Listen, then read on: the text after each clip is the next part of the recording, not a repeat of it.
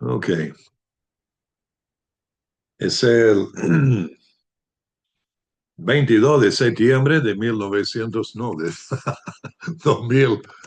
¿Dónde estamos? 2025. Me quedé en el milenio pasado. Y el tercer viaje ahora, vamos a arrancar. Comienza en Hechos 18:23 y termina al final del capítulo 23, versículo 33.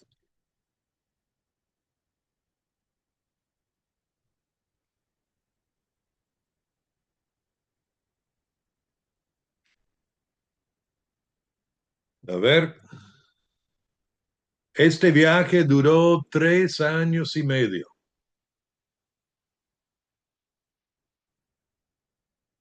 Estaban un tiempo otra vez en Antioquía, salieron de Antioquía, de Siria, en el versículo 23 de capítulo 18, recorriendo por orden a la región de Galacia y Frigia, confirmando a los discípulos, animándoles, afirmándoles, fortaleciéndoles. Lo habían hecho en el segundo viaje, ahora lo están haciendo de nuevo. Y estaban en Éfeso por unos 3 años. Capítulo 9.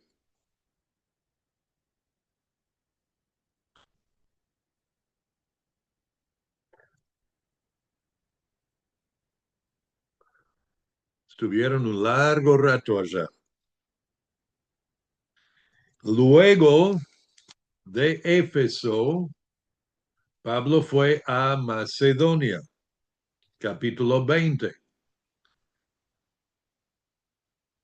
Llegó a Macedonia y luego bajó otra vez el recorrido, me imagino, por Filipos, Tesalónica, Berea, fue a Atenas, a Grecia, versículo 2 de capítulo 20.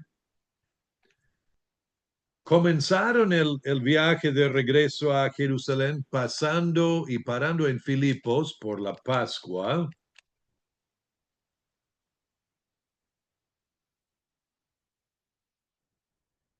Y luego, pasado los días de los panes sin levadura, capítulo 20, verso 6, navegamos de Filipos, donde estuvieron, y nos reunimos con ellos en Troas.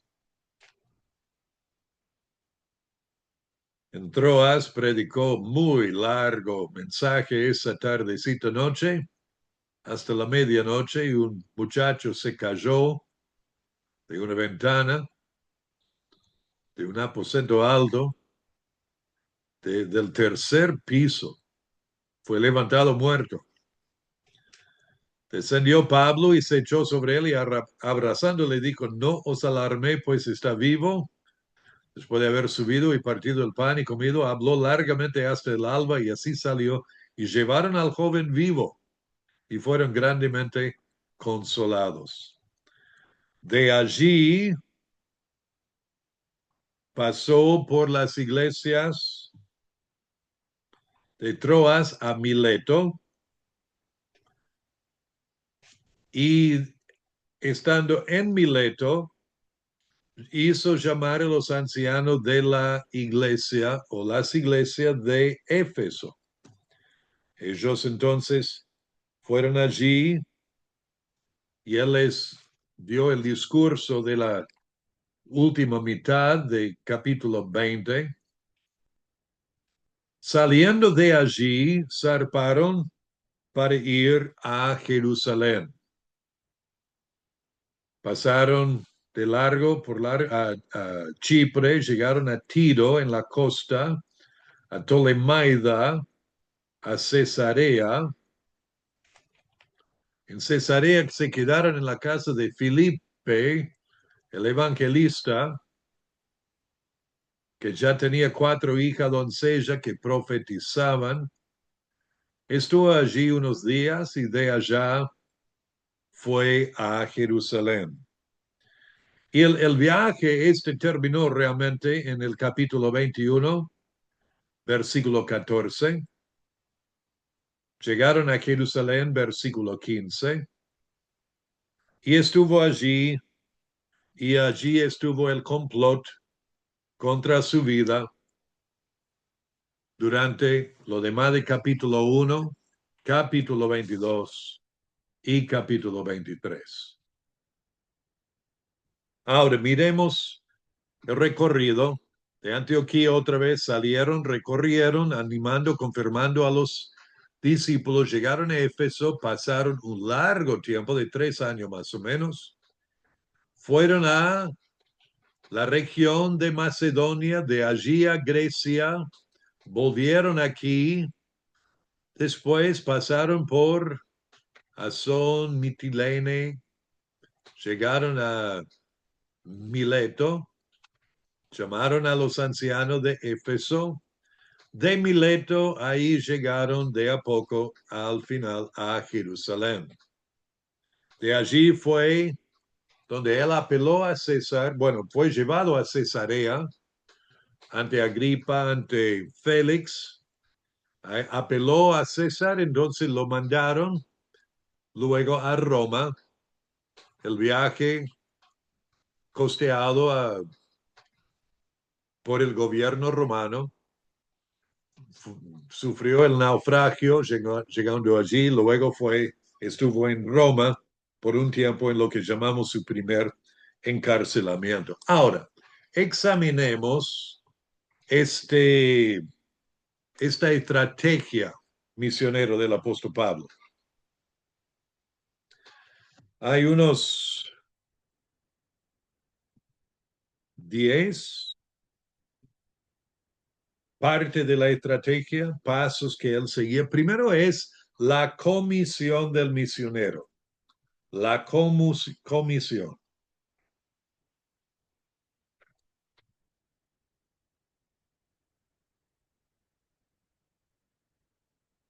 La comisión del misionero.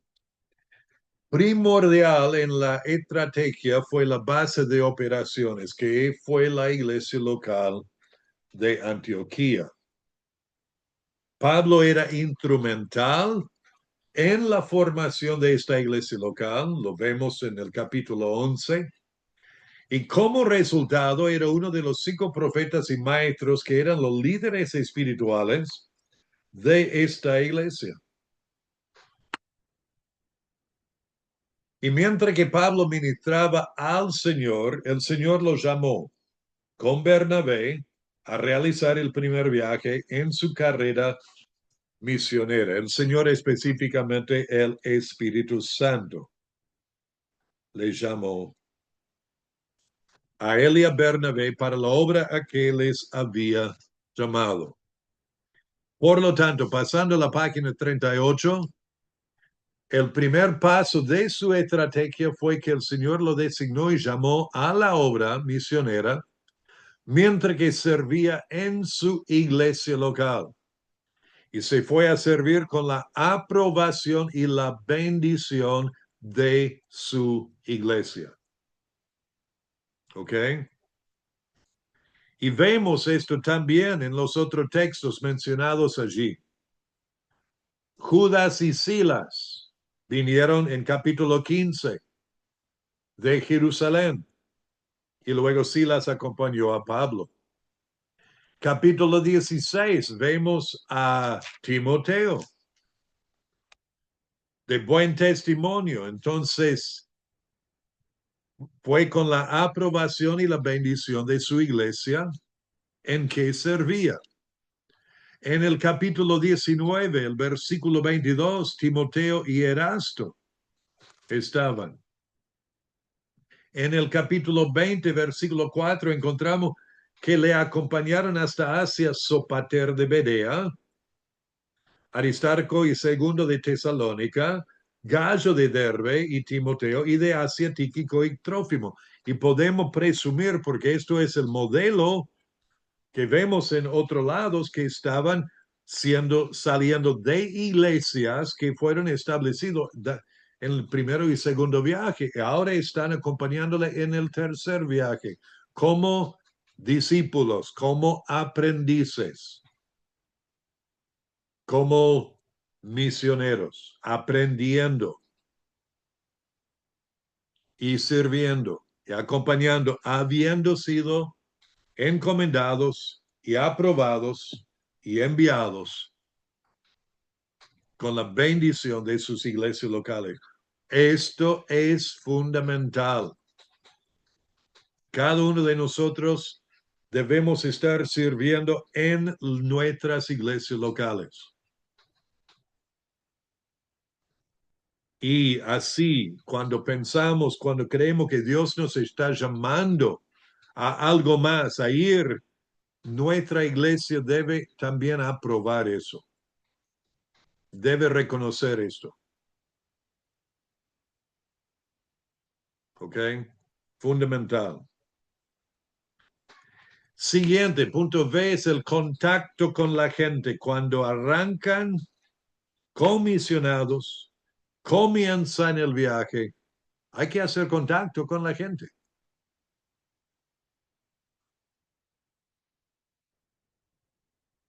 Y lo que vemos es que, punto uno, al llegar a un nuevo lugar, Pablo intentó ponerse en contacto con aquellos que iban a ser amistosos a la palabra de Dios y el mensaje del Evangelio. Por lo tanto, lo vemos que lo hizo a través de ir a la sinagoga de los judíos, como en Salamina, en el capítulo 13, verso 5, en Antioquía de Pisidia, en 13:14, en Iconio, en capítulo 14, verso 1, en Tesalónica, capítulo 17, versos 1 y 2, en Berea, capítulo 17, verso 10, en Atenas, capítulo 17, 17, en Corinto, en capítulo 18, verso 4, y en Éfeso, capítulo 18, versículo 19 y también 19 y verso 8. Pero había una ciudad que no tenía sinagoga. ¿Se acuerdan? ¿Cuál era? Filipos. En Filipos, pero ahí fue al lugar donde solía hacerse la oración, como en el capítulo 16, verso 13. Y a veces, por varios motivos, este contacto inicial fue hecho también con individuos, como en el caso de Sergio Paulo de Pafos, capítulo 13, verso 6, con el carcelero de Filipos en capítulo 16, versículo 23 a 27, y también con Aquila y Priscila en Corinto, capítulo 18, versos 1 a 3. Entonces, la comisión de la iglesia, el contacto con la gente, y al hacer este contacto viene de la mano la comunicación del Evangelio. La comunicación del Evangelio.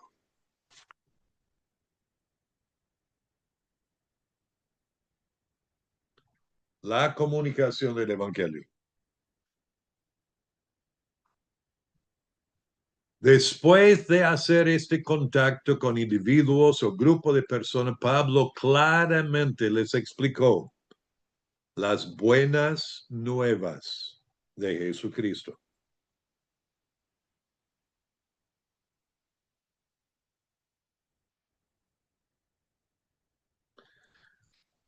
Al hacer contacto con la gente, al comunicar el Evangelio, el resultado fue la conversión de los que recibieron la palabra.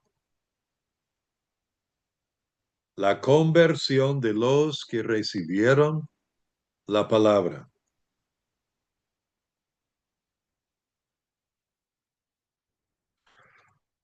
El resultado fue la subsecuente conversión de aquellos que respondieron positivamente por arrepentirse de sus pecados y creer en Cristo Jesús como su Salvador y Señor. Y vemos esto, por ejemplo, En el caso de Sergio Paulo, en capítulo 13, versículo 12, y en Antioquía de Pisidia, capítulo 13, verso 43 y 48, y en los otros lugares también. La conversión de lo que recibieron la palabra. Al convertirse, ¿ahora qué van a hacer? Esto es el siguiente paso. La congregación de los nuevos convertidos. La congregación de los nuevos convertidos.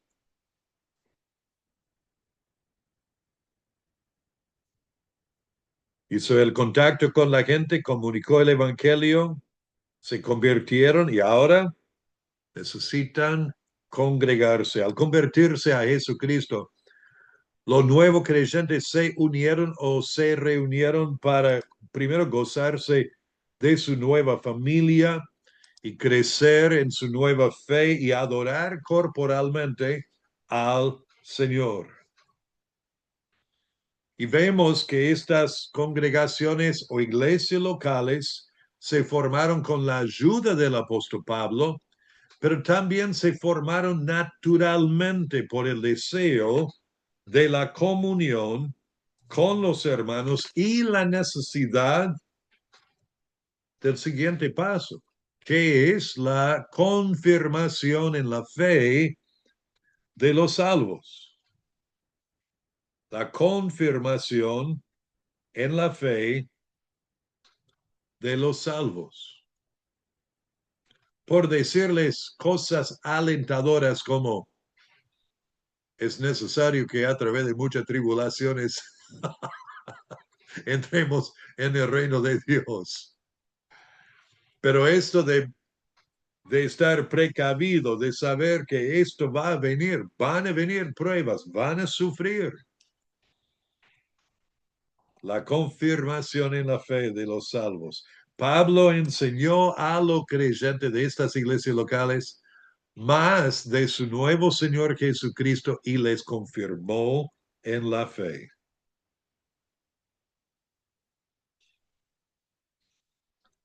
Confirmación en la fe de los salvos. Y junto con esto va entonces la constitución de ancianos en la iglesia. La constitución de ancianos en la iglesia.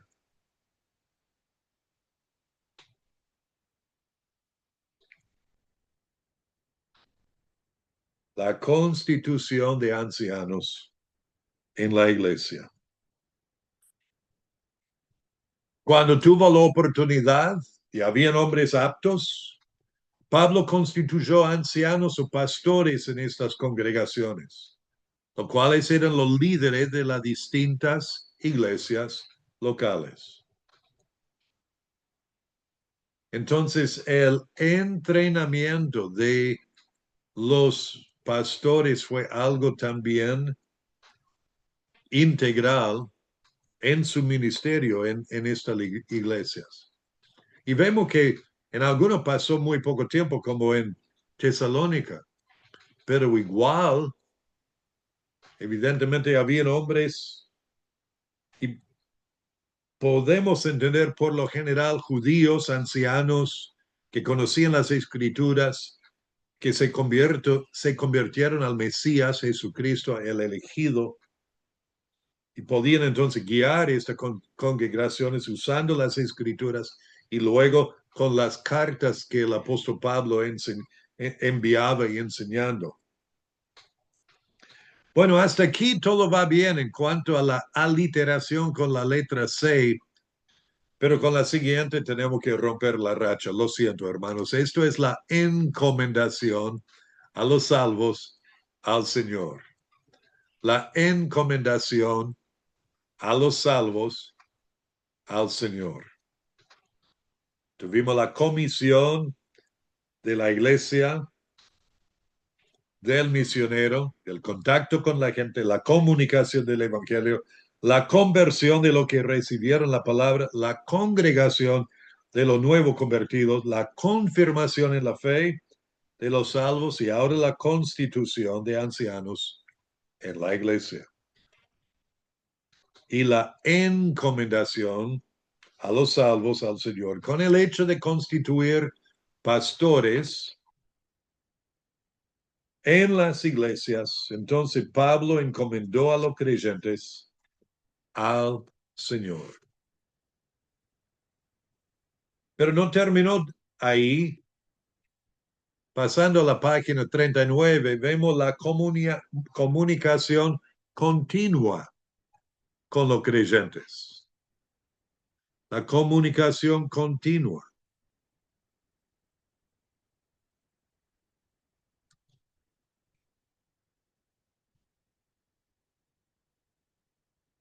La comunicación continua con los creyentes. Cuando pudo pasar de nuevo, lo hizo. Y si no lo pudo hacer, lo hizo por medio de cartas o epístolas. El hecho de encomendarles al Señor no significó que Pablo les abandonó totalmente porque continuó su comunicación y preocupación por ellos de una manera u otra. Y por último, leemos de esto una vez, la convención o convocación. La convocación de las iglesias cuando era necesaria.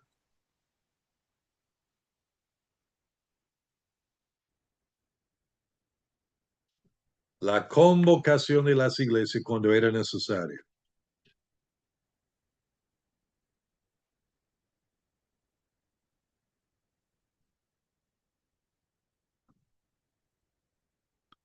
La convocación de las iglesias cuando era necesario. Cuando era necesario y aconsejable, Pablo convino a las iglesias locales para buscar soluciones bíblicas a los problemas que afectaron a las mismas. Esto fue básicamente lo que leemos en Hechos capítulo 15. También en Hechos 20, cuando llamó para los ancianos, lo que podemos entender por lo que era la iglesia o las iglesias en aquel entonces es que eran ancianos o pastores de diferentes iglesias en hogares, en casas. Y vinieron, entonces Pablo les animó. Ok, en la tabla que sigue hay una examinación de los 10 pasos nombrados en las ciudades en la página 38. Todos estos punto B número 2. Vuelvan a página 38. Punto B, el contacto con la gente. Y luego menciona varias iglesias bajo el inciso número 2. Salamina, Antioquía de Pisidia, Iconio, Tesalónica, Berea, Atenas, Corinto y Éfeso. Ahora, las citas bíblicas en la tabla son del libro de los Hechos si no está nombrada otra epístola. Ahí tenemos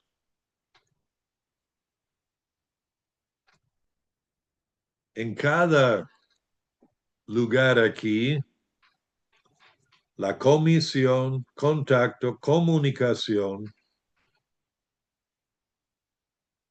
conversión, congregación, confirmación, constitución, encomendación, comunicación continua. Y el último por ahí dice, convención debería decir convocación.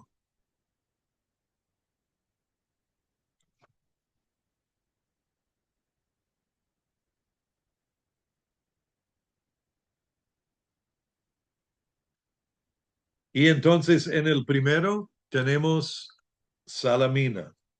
Eso ya está dada, ¿verdad? Donde vemos comisión, contacto y comunicación. Ahora, no leemos que Pablo volvió aquí pero entendemos que Bernabé y Marcos sí, aunque no está escrito en el libro de los Hechos. Luego vemos esto en Antioquía de Pisidia, la comunicación, todo en Antioquía de Pisidia.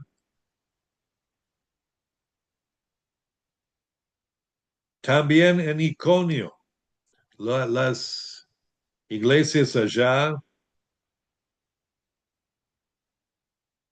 que fueron establecidas en el primer viaje.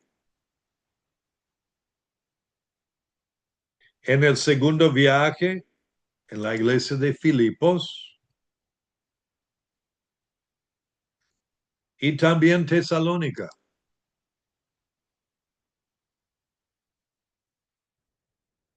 Y Berea, esas tres iglesias en Macedonia, en Europa.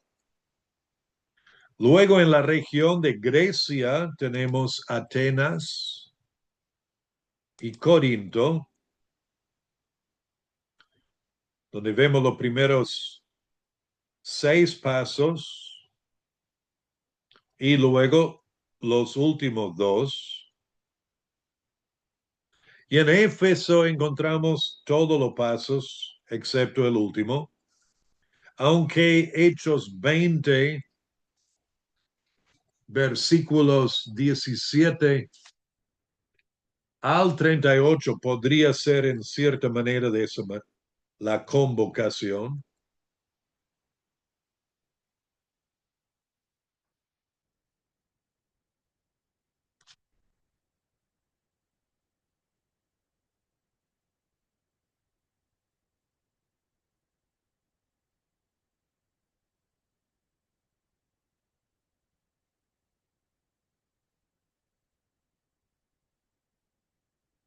¿Ok? Y vamos a terminar los apuntes esta noche. Entonces, ¿por qué Dios utilizó al apóstol Pablo?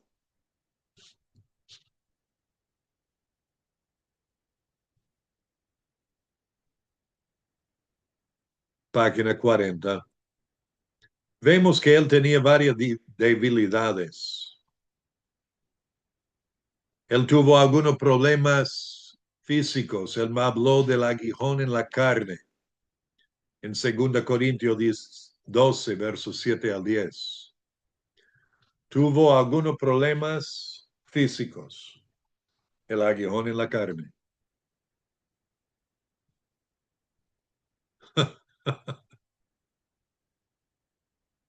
Y como predicador, predicó mensaje de larga duración. Hechos 20, versos 7 al 11. Predicó mensajes de larga duración. Hechos 20, versos 7 al 11.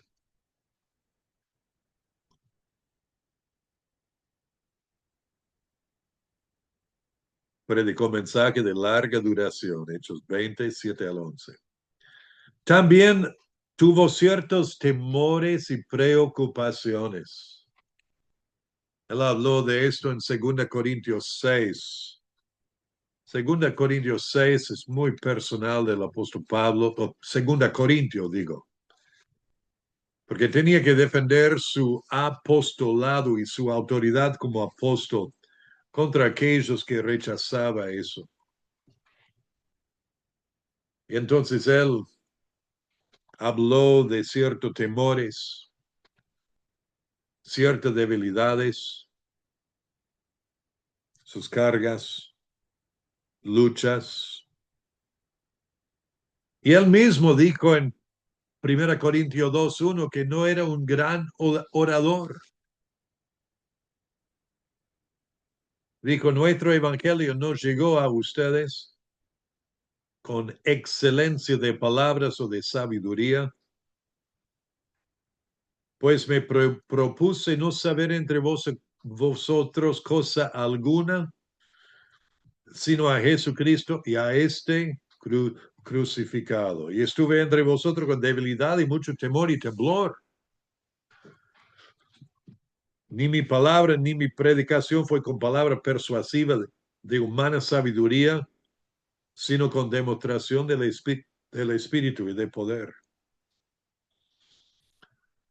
Entonces tenía debilidades, no era un Apolos, grande elocuencia, no estaba sin dificultades físicas.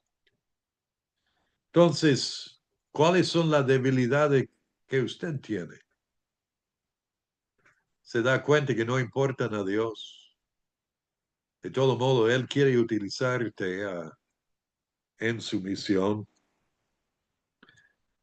Y vamos a ver varias razones por las cuales Dios utilizó al apóstol Pablo. Porque si usted desea ser utilizado por Dios, considere la siguiente característica de la vida del apóstol Pablo y cuántas de estas características están en su vida.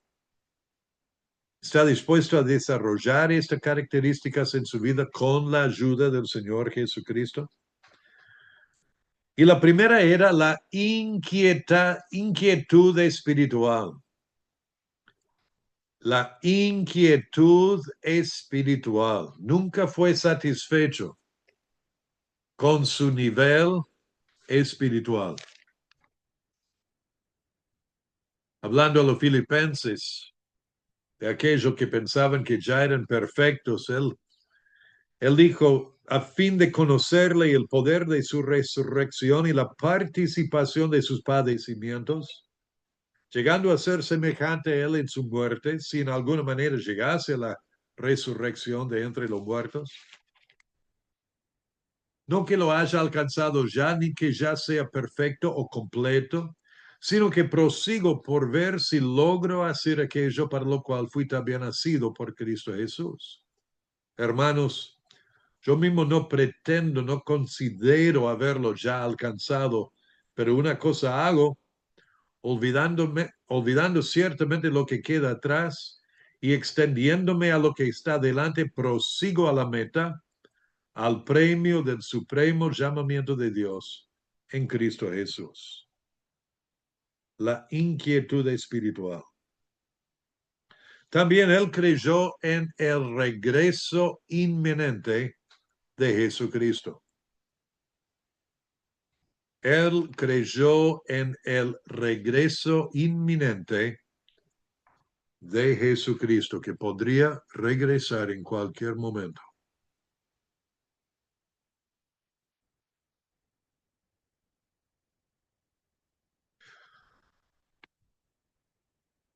El texto de 1 Tesalonicenses 4, versos 13 al 18,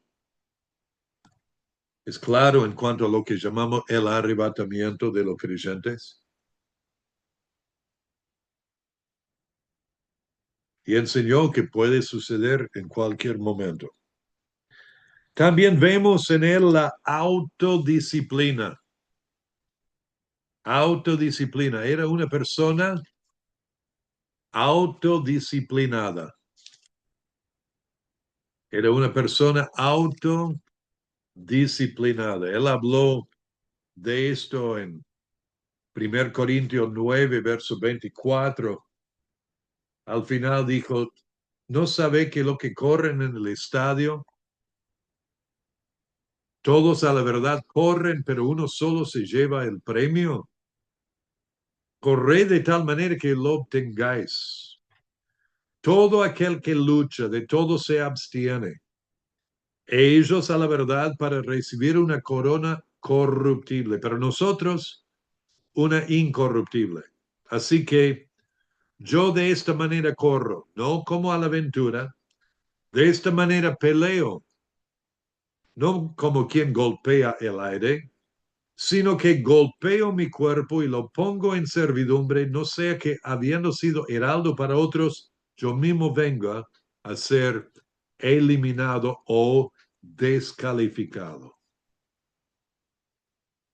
Autodisciplinado. También vemos en el apóstol Pablo la entrega total. La entrega total. La entrega total. Él predicó y practicó la entrega total a Dios.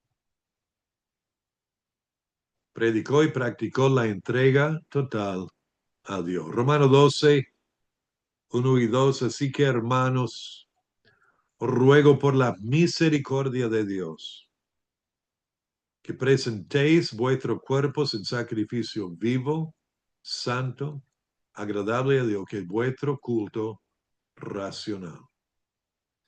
No os conforméis con este siglo, sino transformaos por medio de la renovación de vuestro entendimiento, para que comprobéis cuál sea la buena voluntad de Dios, agradable y perfecta. La entrega total. Lo predicó y lo practicó.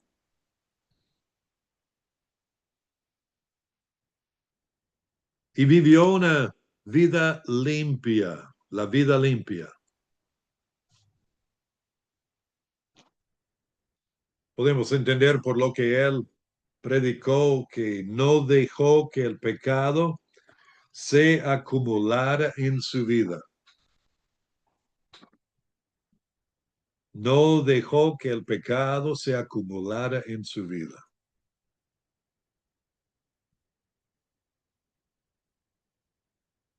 Vivió una vida limpia. No dejó que el pecado se acumulara en su vida.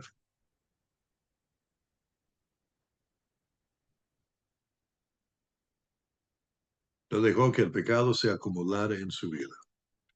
Primera de Juan 1:9, si confesamos nuestro pecado, Él es fiel y justo para perdonar nuestros pecados y limpiarnos de toda maldad. Número 6, era fiel a todo el consejo de Dios. Era fiel a todo el consejo de Dios. Hechos 20:27 dice, no he rehuido anunciaros todo el consejo de Dios. Era fiel a todo el consejo de Dios. No podemos vacilar en esto. Tenemos que enseñar todo el consejo de Dios y aún la cosa que por ahí no querríamos. Eso es donde la predicación expositiva a través de libros enteros es tan importante en el ministerio de la predicación en la iglesia y la enseñanza. En verso 26, también de Hechos 20, dijo, por tanto, yo os protesto en el día de hoy que estoy limpio de la sangre de todos. Otra vez lo que mencionó antes en el capítulo 18. Porque no he rehuido anunciar todo el consejo de Dios. Y vemos en él la compasión sincera. Número 7, la compasión sincera. Era sincero y compasivo en presentar el Evangelio a otros. Era sincero y compasivo en presentar el Evangelio a otros. Era sincero y compasivo en presentar el Evangelio a otros. En Hechos 20, él dijo a los ancianos que ellos sabían cómo él se había comportado entre ellos. Dice verso 19, sirviendo al Señor con toda humildad y con muchas lágrimas y pruebas que me han venido por las acechanzas de los judíos. Y cuando él se despidió, él dice, por tanto, velad, acordando que por 3 años de noche y de día no he cesado de amonestar con lágrimas a cada uno. Era sincero y compasivo en presentar el Evangelio. Era un trabajador constante para Dios. Era trabajador constante para Dios.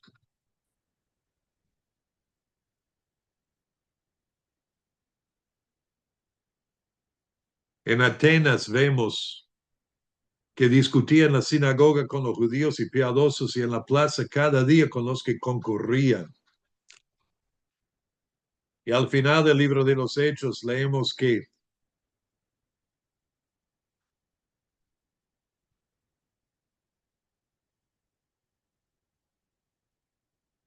dice, habiéndole señalado un día, vinieron a él muchos a la posada, a lo cual él le declaraba y le testificaba el reino de Dios desde la mañana hasta la tarde, persuadiéndoles acerca de Jesús, tanto por la ley de Moisés como por los profetas.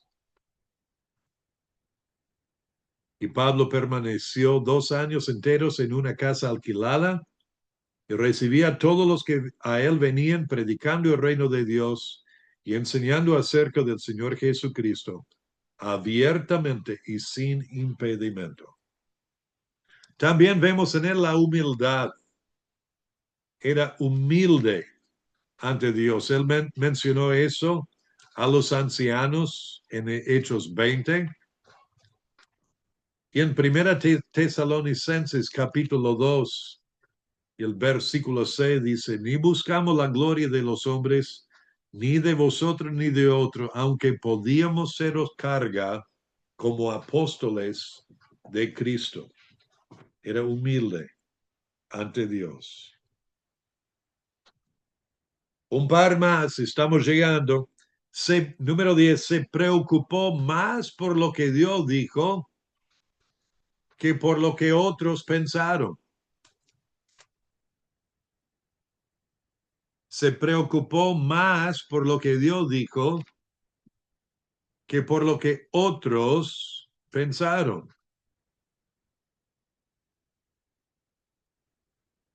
Se preocupó más por lo que Dios dijo que por lo que otros pensaron.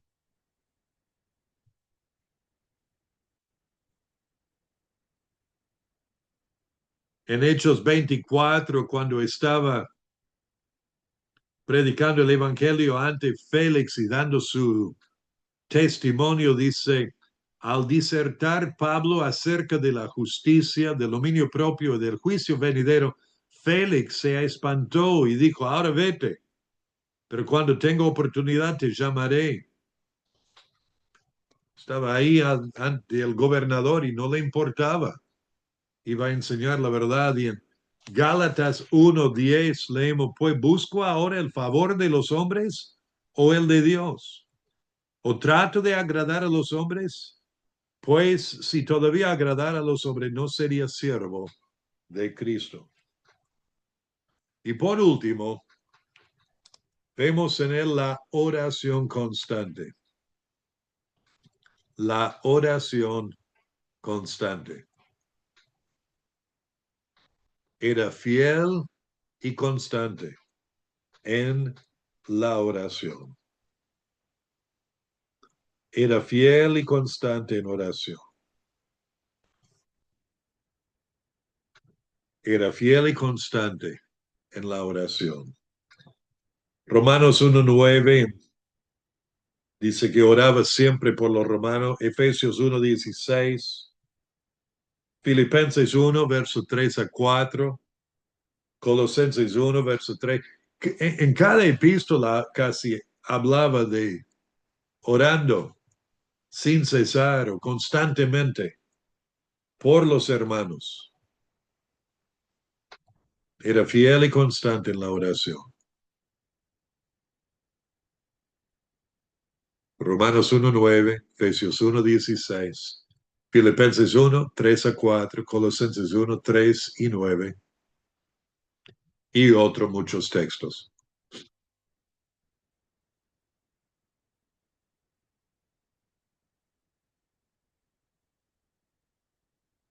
Y aquí llegamos, hermano.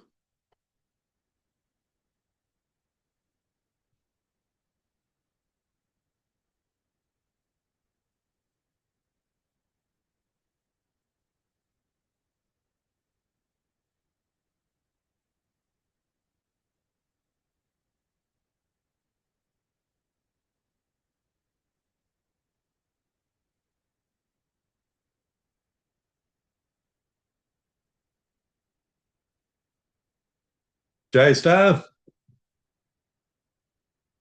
¿Lo tienen todo? Sí, sí, Ok, pastor. ok. ¿Hay alguien que no lo tiene todo todavía?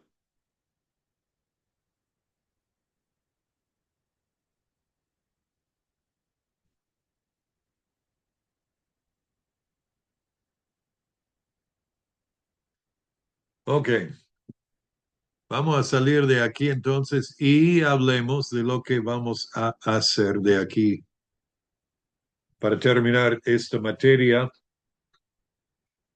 La semana que viene tienen que entregar las respuestas a las preguntas para el capítulo 7 de Alégrense las Naciones. Y le voy a dar una semana más para poder estudiar para el examen final. Y el examen final va a cubrir todo, ¿ok? Van a ver, por lo que veo aquí hay 35 preguntas de verdadero y falso que tiene que ver con todo lo que vimos desde el comienzo y también lo que vimos hoy. Hay una sección que trata con las declaraciones de Romanos 1:20 y 32. Eso en la sección del estado perdido, de los que nunca han oído. Sobre la estrategia misionera, habrá de múltiple choice. No van a tener que escribirlos, la paso de la estrategia, pero van a tener que identificarlos por medio de múltiple choice. A ver, preguntas que han estado en las otras pruebas sobre el propósito primordial de la venida de Cristo. Los dos testimonios a la realidad de la revelación de Dios. ¿Quién llama a la persona a ser misionero? ¿Quién comisiona y suelta al misionero? ¿Qué es la meta del misionero al ir a otro lugar?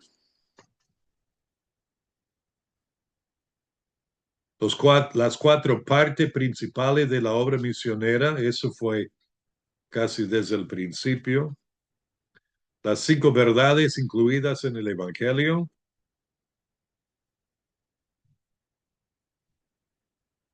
Hay que identificar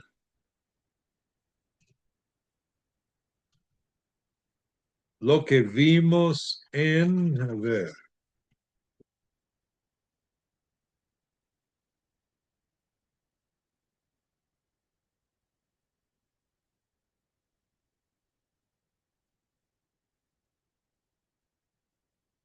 en la página 34,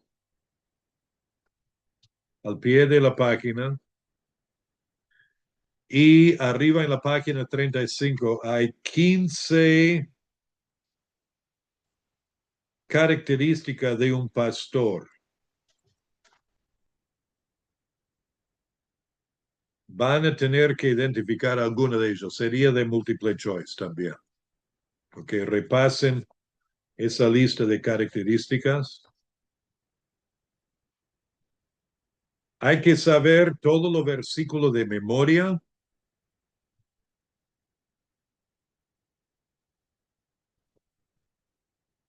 y los énfasis de cada uno de los cinco de la Gran Comisión.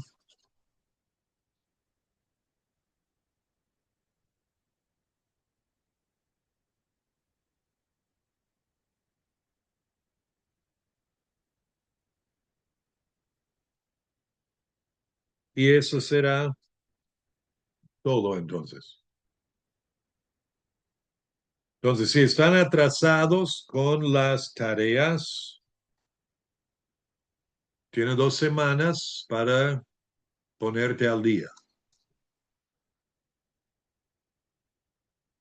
Y la semana que viene será capítulo 7 del Alégrense las Naciones, la respuesta a las preguntas.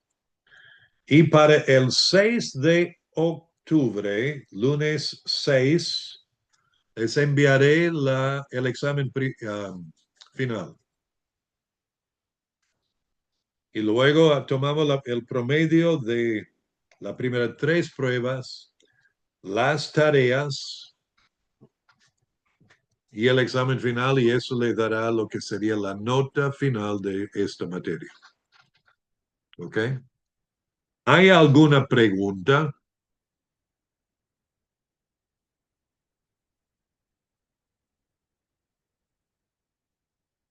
Es mi anhelo y oración que a través de lo que hemos estudiado juntos en la clase y a través de lo que han leído en el libro Alégrense las Naciones, que Dios ha obrado en sus vidas, impresionándoles con la importancia de la obra misionera, de qué consiste, de participar en hacer discípulos en sus propias iglesias, de servir y ministrar y de estar abierto